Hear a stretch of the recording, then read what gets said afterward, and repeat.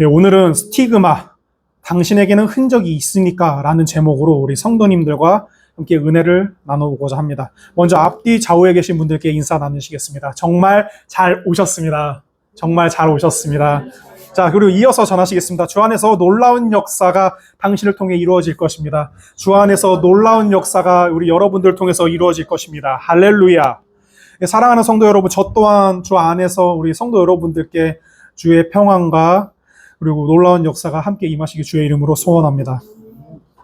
오늘의 말씀인 갈라디아서 6장은 복음의 의미와 구원의 증표에 관한 바울의 가르침을 나타내는 책이라고 할 수 있겠습니다.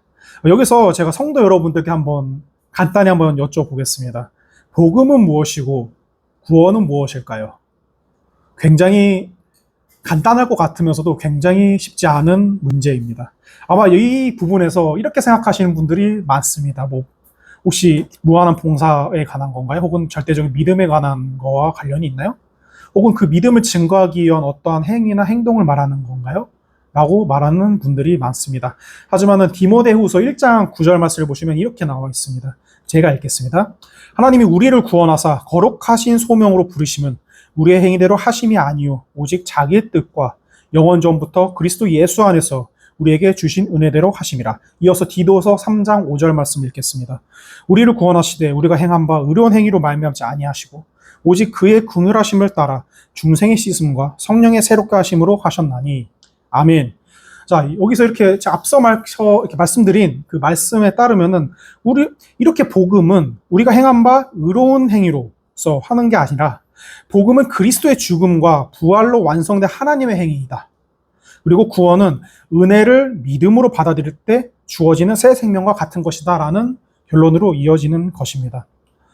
그러나 여기서 갈라디아서 6장에서 바울의 편지로 강조하며 탄식하는 부분은 사실 앞서 밝힌 그런 복음에 대한 부분과 그런 은혜의 의미와 직접적인 관련은 사실 없습니다. 하지만은 지금 여기서 바울이 말하고자 하는 그런 의미는 사실 당시 갈라디아서를 썼던 그 상황에 그런 헛된 복음과 잘못된 구원을 말하는 거짓 교사들이 더러 존재했습니다. 그리고 그들로 인해서 변질되고 퇴색되어가는 복음에 대한 부분이 있었습니다. 바울 사도는 그것에 대한 안타까움을 이 갈라디아서 6장을 통해서 밝힙니다. 그리고 이것을 통해서 큰 글씨로 그리고 굵은 글씨로 갈라디아 교회 성도들에게 다시 한번 그 가르침을 전해주고자 합니다. 오늘의 본문 11절 말씀입니다. 분명히 앞서서 밝히고 있습니다. 크게 강조한다고 밝히고 있습니다. 물론 이때 당시에 바울이 눈이 굉장히 좋지 않았다고 합니다. 이러한 사실도 있지만 사실 저는 이제 그러한 측면보다는 이 말씀을 통해서 바울이 크게 강조하고 싶은 부분이 분명히 있었을 것이라고 생각합니다. 그러한 부분에 있어서 이 편지의 내용을 크게 쓴 이유가 있을 것이라고 생각합니다. 저는 오늘의 말씀 갈라디아서 6장 11절로서부터 17절 말씀을 통해서 거짓 교사들이 그 앞에서 말했던 할례당, 특히나 할례당이라고 말하는 존재들입니다. 그 할례당의 잘못된 가르침 앞에서 흔들리고 있는 갈라디아 교회의 성도들을 향한 바울 사도의 탄식을 흔적이라는 렌즈를 통해서 우리 성도님들과 한번 은혜를 나눠보고자 합니다. 자, 그래서 첫 번째, 무엇을 자랑하며 살고 있습니까? 라는 대지입니다. 당시 갈라디아 지방의 상황은 유다이즘이라고 해서 할례당 사람들이 분위기를 주도하면서 잘못된 복음과 구원에 대해서 말하고 있었던 시절이었습니다. 특히나 이 지점이 굉장히 왜 중요했었냐면은 정확히 이 갈라디아 지방의 교회의 구성원들이죠. 정확히 이 구성원들이 로마인이나 혹은 유대인으로만 이루어지지 않았습니다. 굉장히 다문화적인 성격이 굉장히 강했던 시절이었고, 그러다 보니 정말 여러 가지 그런 신관이라든지 혹은 복음관과 같은 게 좀 많이 혼재되어 있던 시절이었습니다. 그 가운데서 사실 이 할례당이라는 사람들이 나타나서 구원과 구원에 관한 그런 이야기들에 관해서 굉장히 잘못된, 복음에 관한 내용도 굉장히 오류가 정말 막심한 그런 내용들을 당시에 갈라디아 지방에 있는 교회의 사람들에게 전파를 하고 있었던 상황이었습니다. 특히나 행함을 굉장히 중요하게 여겼는데, 여기서 행함은 이 오늘의 본문에서 나와 있듯이 할례를 굉장히 중요하게 생각했다는 것입니다. 즉 할례라는 것은 무엇입니까? 아마 창세기 아마 17장쯤인가에 나와 있을 겁니다. 아브라함에게 하나님께서 약속을 하시는 장면에서 무조건 8일 안에 태어나면은 그 안에 할례를 행하라. 이것이 나와 너의 약속이다라고 말하는 부분이 있습니다. 그 부분을 통해서 육체적인 증거, 그리고 그 부분을 통해서 복음과 구원을 표현하려고 한 그런 사람들이 여기서 말하는 할례당이 말하고자 했던 복음과 믿음의 그런 징표라고 할 수 있었겠습니다. 자, 그래서 오늘의 본문 12절, 13절에 그대로 나와 있습니다. 제가 읽겠습니다. 물은 육체의 모양을 내려 하는 자들이 억지로 너희에게 할례를 받게 함은 그들이 그리스도의 십자가로 말미암아 박해를 면하려 함뿐이라. 할례를 받은 그들이라도 스스로 율법을 지키지 아니하고 너에게 할례를 받게 하려 하는 것은 그들이 너희의 육체로 자랑하려 함이라 라고 나와 있습니다. 그렇다면 여기서 그들이 이 할례를 통해서 강조하고 했던 그 의미는 무엇이었을지 다시 한번 생각해 봐야겠습니다. 제가 조금 전에도 말씀드렸다시피 그 할례의 의미는 창세기 17장 7절로서부터 10절까지 나와 있습니다. 구약시대 아브라함과 하나님의 언약의 징표입니다. 그리고 이것은 유대인에게 있어서 스스로 야훼 하나님 앞에 스스로를 확립하고자 하는 징표이자 언약의 핵심과 같은 그런 것이었다고 할 수 있겠습니다. 갈라디아서 내용을 포함한 모든 초대교회 시절에는 이러한 측면이 굉장히 중요하고 민감한 주제였다고 할 수 있겠습니다. 왜냐하면 그들은 예수님을 본 적이 없었기 때문에 어떻게 해서든 그 믿음을 증거하고 싶어 했습니다. 어떠한 모형이라든지 어떻게 해서든 지금 계시지 않은 예수 그리스도를 믿음으로 말미암아 정말 증거하고 싶은 그러한 마음이 굉장히 컸던 시절이었습니다. 그러한 초대교회에게 있어서는 사실 이러한 거는 굉장히 민감한 시절이라고 할 수 있겠습니다. 어떻게 보면은 되게 좋은 마음에서 시작했지만 달리 보면은 굉장히 왜곡된 신앙으로 자신의 신앙을 증명하려고 했다는 것입니다. 실제로 할례파가 주장한 유대 율법을 중심으로 한 전통을 통해서 그리스도의 율법을 왕성시키려 했던 시도가 있었습니다. 이 시절에. 그리고 이러한 시도에 관해서 정확히 사도행전 15장에 나와 있습니다. 이 사도행전 15장이 예루살렘 공회의 내용을 쫙 나와 있는 부분인데 이 부분에 있어서 이 할례 부분이든지 그런 이전에 유대인들이 주장을 했었던 율법 부분에 관한 부분이 굉장히 상세히 나오면서 논쟁을 하던 그런 장입니다. 이 내용은 굉장히 좀 중요했던 게 어쨌거나 이 우리가 주의 몸된 교회로서의 가치는 사실 구원과 굉장히 직결되는 문제이기 때문에 이 구원의 문제에 관해서 설명하는 데 있어서 어느 의견이 더 중요하느냐 마느냐를 결정하는 그러한 것이었다고 볼 수가 있겠습니다. 유대인의 할례당은 그 이방인들도 유대인처럼 할례를 받아야만 구원을 받을 수 있다고 이 맥락에서 주장을 하고 있습니다. 그리고 이것은 초대교회의 큰 갈등을 불러일으키는 요소가 될 수 있었다고 할 수 있겠습니다. 그러나 이러한 갈등은 그 초대교회의 교리적 혼란을 가중시켰다고 볼 수 있지만 역설적이게도 이러한 갈등을 통해서 율법과 복음의 관계의 형성에 있어서 그러한 경립을 다시 한번 확인하는 계기도 만들 수 있었다는 장점도 분명히 있다고 저는 생각합니다. 구원은 인간의 행위 혹은 율법의 준수를 통해서 생겨나는 것이 아니라 선행적으로 하나님의 은혜와 그것에 이어지는 믿음으로 가능하다는 것을 다시 한번 상기시키게 되는 계기가 됐다고 볼 수 있다는 것입니다. 할례가 전부가 아닙니다. 오로지 믿음, 솔라 피데라고 했던 부분이 있습니다. 루터가 예전에 종교 개혁을 하면서 말했던 부분인데 이 무조건 이 하나님이 내려주신 은혜는 그 믿음을 말미암아 그 믿음을 통해서 증명되는 부분이고 구원으로 이어진다는 것입니다. 또한 에베소서 2장 14절에서 16절 말씀을 통해서도 알 수 있듯 이러한 논쟁은 유대인과 이방인 사이에서의 벽을 허물로 그리고 보편적 역할로서의 교회를 강조했다는 긍정적인 면도 분명히 존재했다고 볼 수 있겠습니다. 하지만 여기서 바울이 이제 갈라디아 교회에 편지를 보냈을 때는 이렇게 정말 낭만적이게 합력하여 선을 이루어 수 있었다면 참 좋았겠지만 그런 시절은 분명히 아니었습니다. 굉장히 힘들던 시절이었고 그 복음 자체의 정체성을 위협받던 정말 중대한 시절이었습니다. 그래서 오늘의 본문 11절에서 보았듯이 바울은 너희에게 큰 글자로 쓴 것을 보라고 표현을 하고 있습니다. 이것은 제가 처음에도 말씀드렸습니다. 바울이 눈이 나빴던 것도 있었지만 더욱 중요했던 것은 다른 의미로는 바울이 가지고 있었던 그 갈라디아 교회에게 가지고 있었던 진전성 그리고 절박함을 알아달라는 것이었습니다. 내가 힘들게 정말 복음을 전파해서 세운 이 교회가 거짓 교사들로 인해서 정말 허무하게 무너지는 꼴은 바울은 죽어도 볼 수 없었던 것입니다. 바울에게 있어서 주님께 믿음으로 나아가는 길은 할례파가 주장하던 할례를 행함이 아니었다고 볼 수 있습니다. 육체의 표식으로 나타내고자 했던 것도 아니었습니다. 바울은 믿음으로, 오직 믿음으로 십자가만을 통해 나아갈 수 있다고 오늘의 본문 14장을 통해서도 분명히 밝히고 있습니다. 지난주 설교에서 제가 십자가의 의미를 신명기 21장 내용을 통해서 제가 말씀드렸습니다. 그 해당 내용이 무엇이었습니까? 십자가라는 형벌은 세상적으로 봤었을 때는 가장 치욕스럽고 저주스러운 형벌이라고 제가 지난주 설교에서도 분명히 말씀드렸습니다.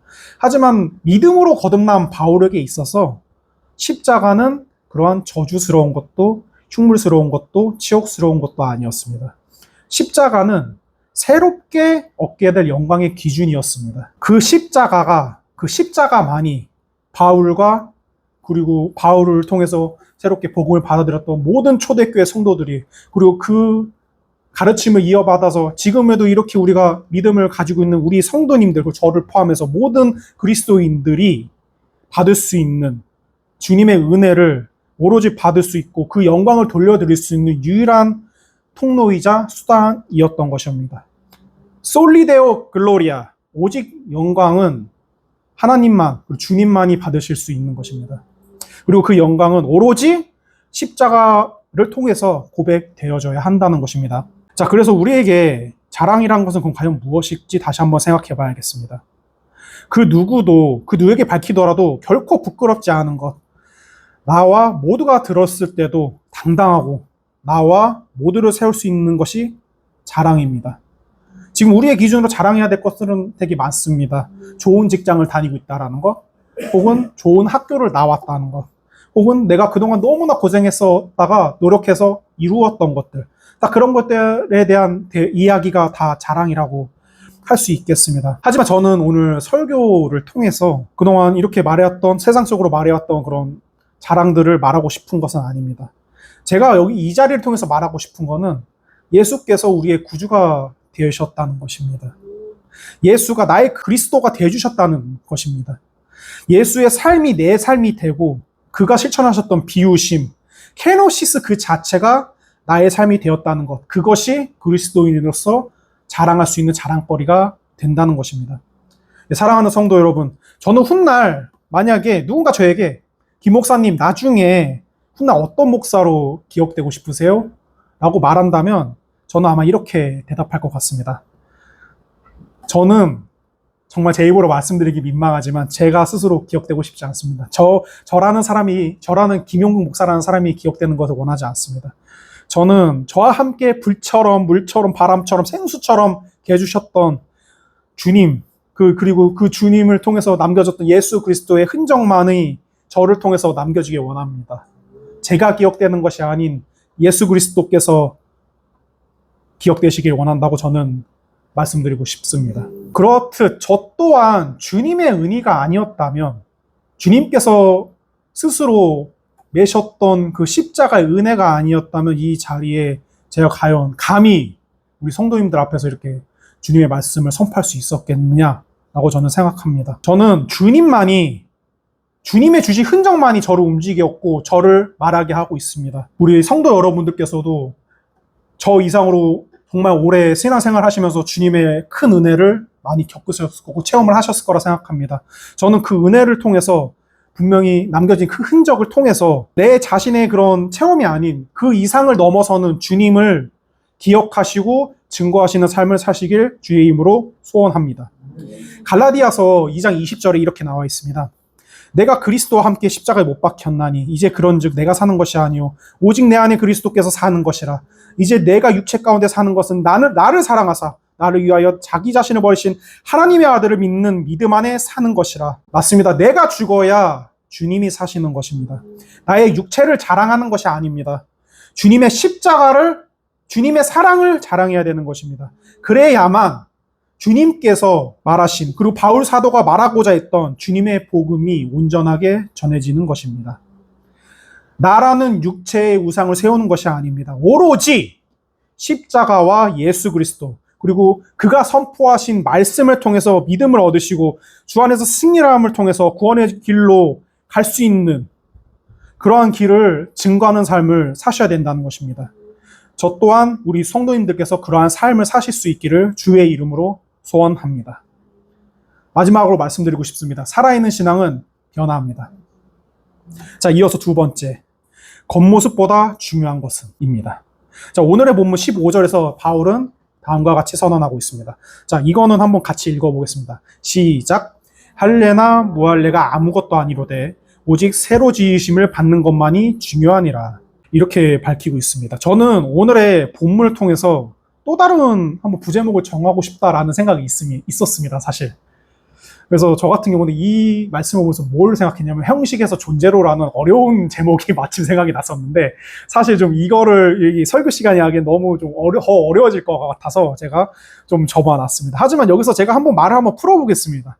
여기서 말하는 형식은 할례, 제가 처음부터 말씀드렸던 할례나 무할례 등 같은 그런 율법을 통해서 드러나는 믿음의 형태를 말하는 것이고 존재는 바로 나를 바꾸시는 하나님 그 자체를 뜻하는 말입니다.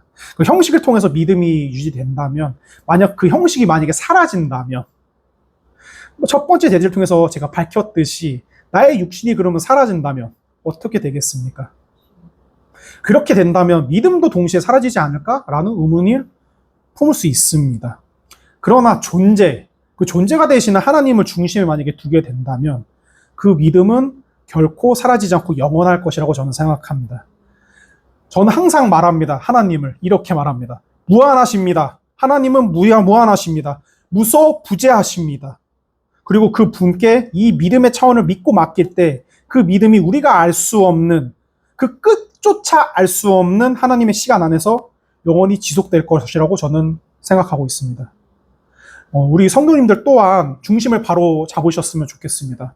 중요한 것은 겉으로 드러나는 것이 아닙니다. 영원히 계속 계실 분을 향한 지향입니다. 그것을 통해서 우리 성도 여러분들께서도 정말 우리가 끝도 알 수 없는 그 하나님의 시간 안에 참여해서 그 복음과 구원의 시간 안에서 함께 거하고 하나님의 보좌 안에서 함께 계신 예수 그리스도와 함께 그리고 우리와 함께 늘 바람처럼 계시는 성령 하나님과 함께 살아가시길 주의 이름으로 소원합니다. 바울은 15절 말씀을 통해서 새로 지음에 대해서도 동시에 말을 하고 있습니다. 그렇다면 이 새로 지으심이라는 것은 어떠한 방식으로 드러날 수 있을지 한번 생각해 보셔야 될 것 같습니다. 자, 그것은 바로 제가 계속 누차 말하고 있는 흔적을 통해서 드러날 수 있다라고 할 수 있겠습니다. 특히 주님의 흔적을 통해서 찾을 수 있다고 말씀을 드리고 싶습니다. 자, 여기서 통상 말하는 흔적은 이 갈라디아서 6장 헬라어 원전을 보게 되면은 스티그마타라고 표현이 되어 있습니다. 오늘 설교 제목 혹시 보셨나요? 스티그마라고 되어 있습니다. 같은 말인데 스티그마타는 이제 복수형이고 이제 스티그마는 이제 단수형으로 표기된 겁니다. 똑같은 말입니다. 단지 이제 문법상 이제 그렇게 표기를 할 수밖에 없어서 스티그마타라고 표현했는데 결국 스티그마와 같은 표현입니다. 흔적이란 뜻입니다.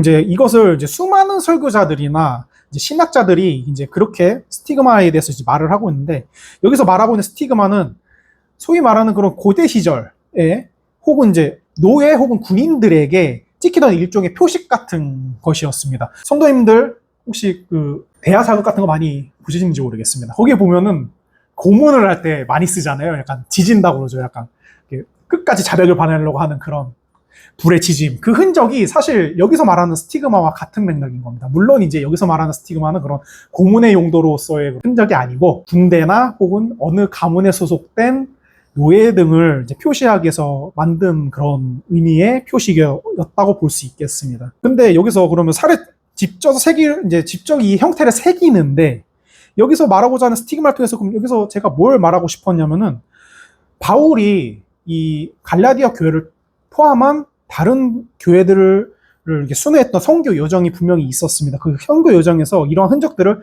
굉장히 많이 남겼다고 스스로가 고백하는 구절이 있습니다. 고린도 후서 11장 23절 말씀부터 27절 말씀인데 이 말씀은 정말 바울이 그냥 쉽게 말씀드리겠습니다. 나 고생 정말 많이 했어. 하나님의 이름으로.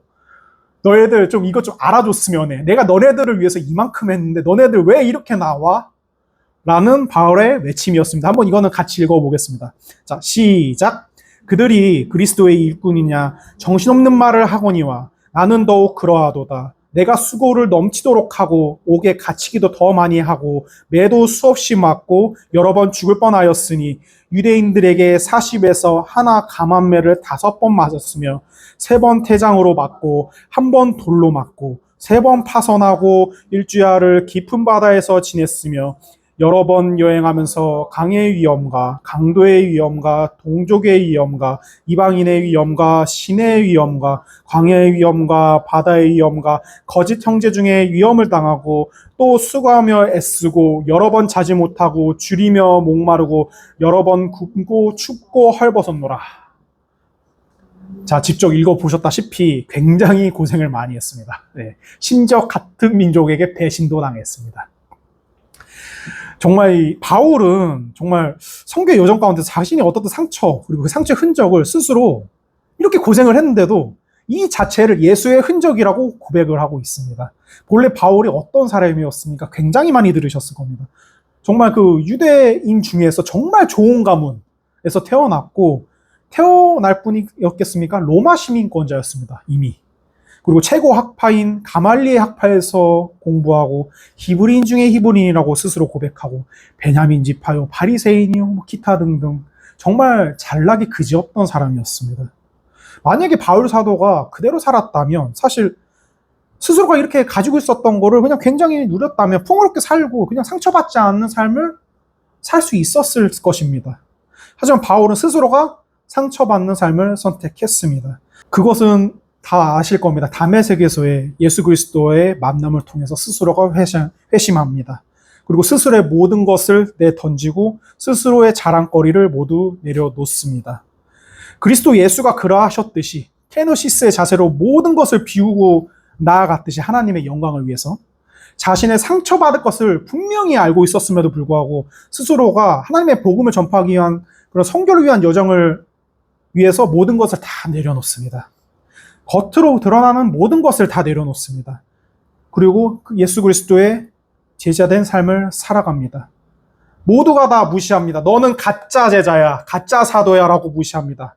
하지만 예수 그리스도의 복음을 믿고 그의 존재를 믿고 그의 사도된 삶을 살아갑니다.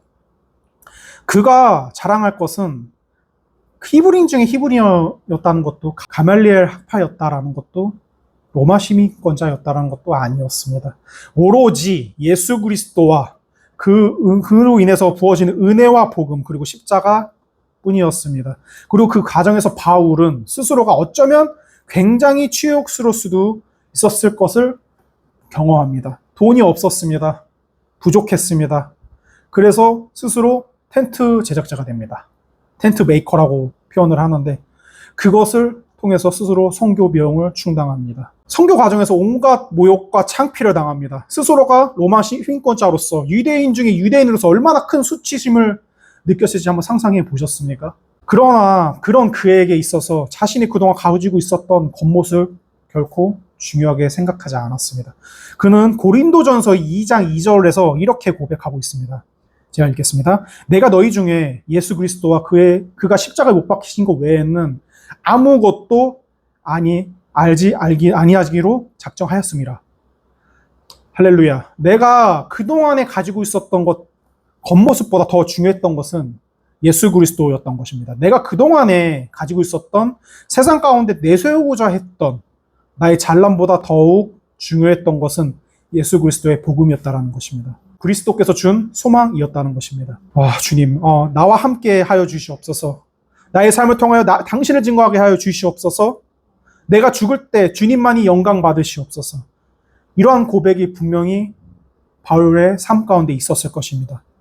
저 또한 오늘 성도님들께서 이러한 바울의 고백이 성도님들의 고백이 되기를 원합니다.